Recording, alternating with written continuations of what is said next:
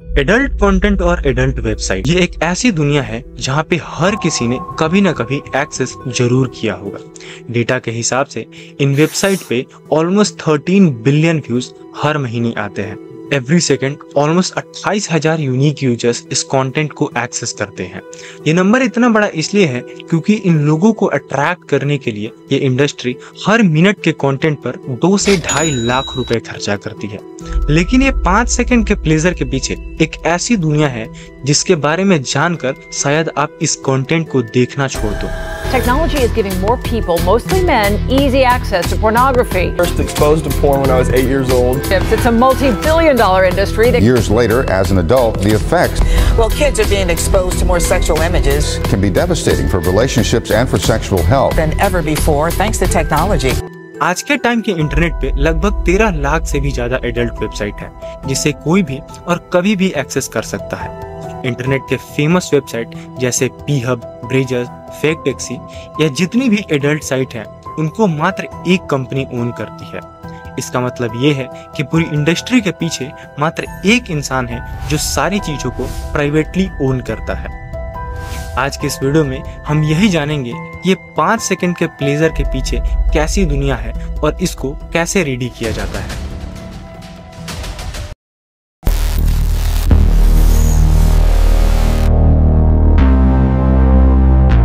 समय था 80s और 90s का।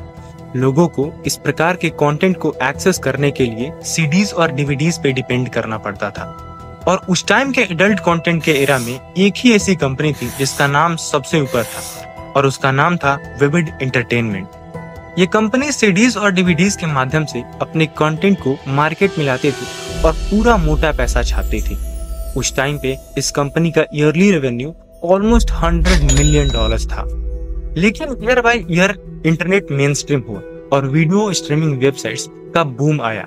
उस समय वीडियो स्ट्रीमिंग वेबसाइट बहुत सारी फेमस हो गई, उसमें से एक यूट्यूब भी था। उस कारण से हुआ ये कि डीवीडीज और सीडीज का सेल ऑलमोस्ट 86% से डाउन आ गया और ये मार्केट देखते देखते ही पूरी तरीके से तबाह हो गई। Matt Keyser, Stephen Manos, Firas Anton and Oseem Yusuf, इन 4 दोस्तों के ग्रुप ने कुछ पैसे कमाने के लिए इंटरनेट पे कुछ वेबसाइट्स पे एक्सपेरिमेंट करना चालू किया। उसी एक्सपेरिमेंट के बीच में इन लोगों ने कुछ एडल्ट वेबसाइट्स बनाई और उन सारे एडल्ट वेबसाइट्स को 2 कैटेगरी में रखा गया।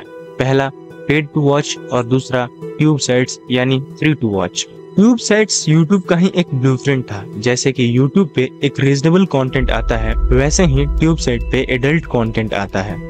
लेकिन उस टाइम पे ट्यूब साइट्स पे केवल पायरेटेड कंटेंट अपलोड होते थे, इसीलिए उस पे बहुत सारी कॉपीराइट स्ट्राइक्स पड़ती रहती थी। तो इस प्रॉब्लम को सॉल्व करने के लिए इन लोगों ने अपनी एक खुद की प्रोडक्शन कंपनी बना दी। उसका नाम रखा ब्रेजर्स, मतलब एक बॉलीवुड लाइक प्रोडक्शन कंपनी लेकिन एडल्ट कंटेंट के लिए। इन द रिजल्ट ये हुआ कि ट्यूब साइट्स को एक इंस्टेंट ग्रोथ देखने को मिला और वेबसाइट पे बहुत बड़ी एडसेंस जनरेट होना चालू हुआ और देखते देखते ही पूरे इंटरनेट को ट्यूब साइट्स ने डोमिनेट कर लिया। इस बीच मैट कीजर ने $3000 में एक डोमेन नेम परचेज किया जिसका नाम था phub.com, जो कि आगे चल के बहुत ही बड़ा सक्सेस साबित हुआ। फ्री एडल्ट कंटेंट का मतलब था पीहब।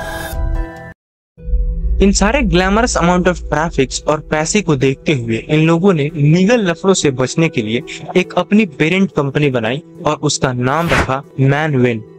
लेकिन फिर भी कुछ इंटरनल केओस के वजह से इनको अपनी सारी वेबसाइट बेचनी पड़ी और इनको खरीदा द फेमस फैबियन थिलमैन ने। Fabian Thylmann was a founder of a company named Mansef, जिसके अंडर प्लेबॉय जैसी बड़ी कंपनी आती थी और अब इसके कंट्रोल में पीहब, ब्रेजर्स और भी फेमस कंपनी आई। यानी कि अब पूरी एडल्ट कंटेंट इंडस्ट्री का मालिक सिर्फ एक था और उसका नाम था फैबियन थिलमैन। प्रोफेशन से आईटी प्रोफेशनल फैबियन थिलमैन ने एक बहुत ही बेहतरीन सॉफ्टवेयर को इन्वेंट किया था जो कि ये पता लगाता था कि कितने लोगों ने वेबसाइट के एड और बैनर पे क्लिक किया। इस सॉफ्टवेयर का नाम था NATS, means next generation affiliate tracking software. इसके बेसिस पे एड रेवेन्यू में कमीशन कैलकुलेट किया जाता था। उसे सॉफ्टवेयर के कमाए हुए पैसों से फैबियन थिलमैन ने वेबसाइट को ओन करना चालू किया। इन ईयर 2006 उसने प्लेबॉय के राइट्स खरीदे और फाइनली इन 2010 पीहब को ओन करके पूरे मार्केट को अपने कंट्रोल में कर लिया। फैबियन एक सर्च एक्सपर्ट भी था, तो उसके अंडर ये पीहब और भी ज्यादा ग्रो हुआ। Now he only needed a big funding जिससे वो अपना प्रोडक्शन और भी एक्सपैंड कर पाए, और इस फंडिंग में उसका मदद किया जेपी मॉर्गन और यूनिवर्सिटी ऑफ कॉर्नेल ने। उसको इन दोनों कंपनीज ने मिलके $350 मिलियन की बहुत बड़ी फंडिंग दी। फिर 2011 में फैबियन ने मैनसेफ और मैनविन को मर्ज करके एक सिंगल पेरेंट कंपनी बनाई और उसका नाम रखा मैनगीक। अब ये कंपनी सीक्रेटली सारे एडल्ट कंटेंट को ओन करने लगी और ये खुद को एक MLM कंपनी के नाम पे रिप्रेजेंट करने लगी। आज के टाइम पे इस कंपनी के पास अगले 170 सालों तक का कंटेंट है। इस सब इंडस्ट्री के बारे में ज्यादा हेडलाइंस नहीं छपती, तो लोगों को अंदाजा नहीं होता कि इसके बैकएंड में चल क्या रहा है। हमें बस इसके कुछ फाइनल कट्स देखने को मिलते हैं जिससे यूजर्स अपना लस्ट और प्लेजर को एक्सप्रेस कर पाते हैं। लेकिन यहाँ के वर्कर्स और स्टारिंग एक्टर्स के अनुसार ये सबसे घटिया इंडस्ट्री है काम करने का। Weston did porn and doing a whole lot of drugs, and I got really fucked up one night, and I was at a club, and I don't really remember the circumstances that led up to this, but I had like an actual gang. Famous website जैसे पीहब पे sex trafficking जैसे claim का completely proof हुआ है, और आजकल ये industry फिर से हेडलाइंस में आ गई है क्योंकि हर साल कोई ना कोई मॉडल और कोई ना कोई एक्ट्रेस की मिस्टीरियस डेथ हो रही है। इंडस्ट्री के कुछ जाने माने नाम जैसे कि सोफी लियोनी, जिनका मौत मात्र 26 साल की उम्र में हो गया। इनके मौत के पीछे कारण था इंडस्ट्री से किए जाने वाला एक्सप्लॉयटेशन, और कुछ सोर्सेस के मुताबिक ड्रग्स ओवरडोज भी था। कुछ सेम ही सर्कमस्टांसेस में एमिली वेलिस का मौत हुआ और कुछ दिन बाद थायाना फील्ड ने भी अपनी जान ले ली। इस एक्सप्लॉयटेशन के पीछे की रीजनिंग दिया इंडस्ट्री के फेमस फिगर लाना रोड्स ने अपने पॉडकास्ट में। इन्होंने बताया कि कैसे कुछ सीन्स करने के लिए ये इंडस्ट्री इनको एक्सप्लॉइट करती थी और ड्रग्स भी देती थी ताकि कुछ सीन्स बहुत प्रॉपर्ली हो पाए। उनके अनुसार जितने भी सीन्स हम देखते हैं उनमें से 90% ऑफ सीन ड्रग ओवरडोज के अंडर शूट किया जाता है, और यही सबसे बड़ा रीजन है कि एडल्ट स्टार बहुत ही कम उम्र में अपनी जान गंवा देती हैं। लेकिन इन सब के बावजूद हर साल हजारों मॉडल्स लाइन में लगी रहती हैं इस इंडस्ट्री में जाने के लिए। इसके पीछे का कारण है इस इंडस्ट्री का इंस्टेंट मोनेटाइजेशन और बहुत फास्ट रेवेन्यू सिस्टम।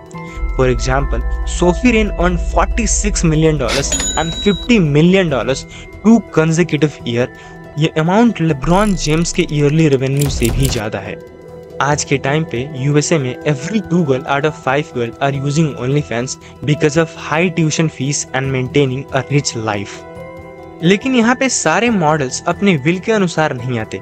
बहुत सारे ऐसे मॉडल्स होते हैं जो बहुत ही कम उम्र के होते हैं। उनको एक ट्रैफिकिंग के जरिए इस इंडस्ट्री में एंटर कराया जाता है। एक adult website girl do porn के owner Matthew Isaac and Michael Pratt को 14 साल की सजा हुई क्योंकि इन लोगों ने बहुत सारे माइनस मॉडल्स को अपने वेबसाइट पे लाया था और उनसे एडल्ट कंटेंट बनवाया जाता था।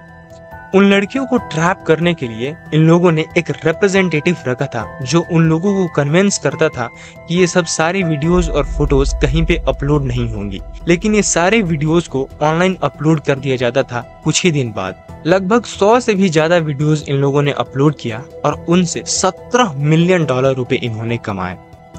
फिर कुछ विक्टिम सामने आई और उन लोगों पे एक्शन लिया गया और फाइनली इन लोगों को जेल हुआ।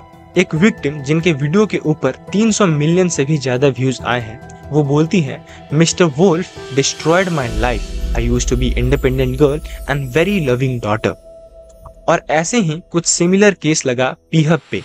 Pornhub markets itself as a mainstream site for adult content, attracting 130 million users a day, which, by the way, is reportedly more than Netflix or Amazon. More than 30 women are now suing Pornhub's parent company, MindGeek. They accuse it of exploiting them for profit, posting and promoting graphic videos of revenge, even child, all in an effort to drive up revenue. उसमें victim ने आकर बोला कि उनका video without consent upload किया गया है। इसके बारे में पीहब के पेरेंट कंपनी माइंडगीक ने कुछ भी एक्शन नहीं लिया। लेकिन फिर ट्विटर पे चले हुए एक बॉयकॉट पीहब ट्रेंड ने इन सब सारी हेडलाइंस को फिर से मेन स्ट्रीम कर दिया, जिसके कारण कैनेडियन गवर्नमेंट को मजबूरन पॉर्नहब को बोलना पड़ा कि आप अपने 1 करोड़ वीडियोस और फोटोज को विद इन ईयर हटा लो। ये सारे वीडियोस नॉन कंसेंसुअल थे। हर साल almost 4 million photos and videos P hub पे अपलोड होते हैं। ये नंबर्स इतना बड़ा इसलिए है क्योंकि इनको कंज्यूम करने वाले ऑडियंस भी बहुत बड़ी है।